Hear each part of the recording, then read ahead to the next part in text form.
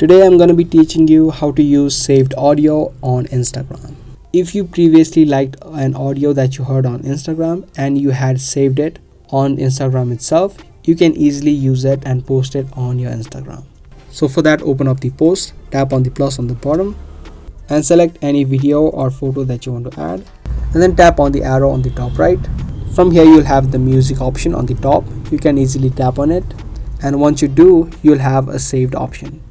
You can easily tap on the saved and it's going to show you all of your saved sounds. Now to add it to your post, you just tap on the song that you want to add and that particular song will be added to your post.